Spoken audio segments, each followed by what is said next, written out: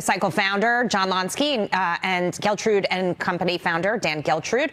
John, let's talk about your thoughts of what we're seeing in the markets right now, the volatility, right? You had those 2 days last week. We had huge jumps up, then selling off as the week progressed. It's been very volatile. I don't speak to anybody on Wall Street or Main Street that doesn't say, I've been hit by this. Yeah, volatility implies a great deal of risk, and that is going to persist until we finally get fears of rapid price inflation out of the way. Unfortunately, eliminating the inflation problem will require a recession, and with a recession, you will have a contraction of profits that will drive the equity market even lower. The worst is yet to come. Okay, that's not what people want to hear, but it might be reality, Dan, as we're watching what the Fed will do in both November and December. The expectation, maybe 3/4 of a point in November, maybe half a point in December. Your thoughts on how he's going to approach this, Jerome Powell? If we look at the evolution of Jerome Powell, he started off with soft landing,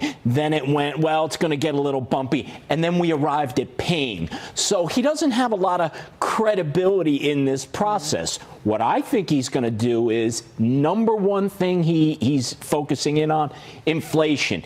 He believes that the only way to conquer inflation is through raising interest rates and, as John said, throwing us into probably a deep recession that could last quite a bit of time. I don't see a way out. I don't either. And the point that Steve was making earlier, you know, regardless of what happened in the beginning, if Powell said it was transitory, he waited too long, let's put that aside for just a moment. We're in this situation right now, John, and he's got to do something now because inflation has stayed persistently over 8%. It's having an impact on so many Americans' lives at the moment.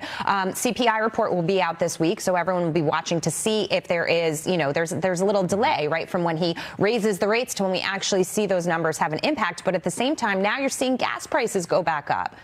And that brings attention to this horrible energy policy we have in the United States that is making matters worse. It actually makes no sense.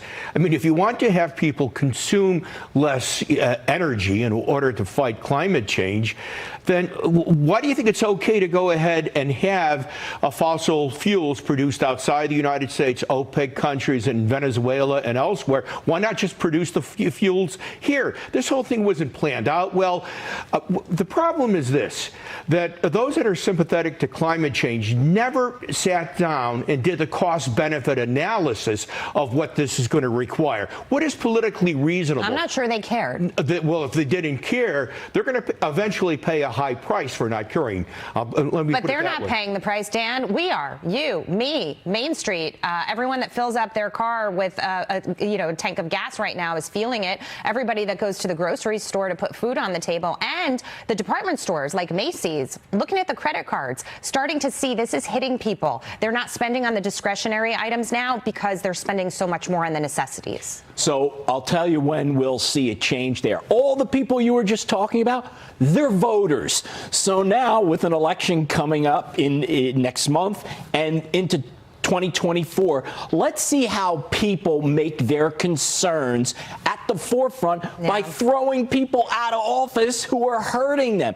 That's the way to get the attention of people that are making bad policy, which is what we have now. We change direction. So if they don't get the message then, they never will. Yeah, and economy does seem to be front mind for everybody that is going to the voting booth. And that seems to be the big issue right now because we've been living through this so long.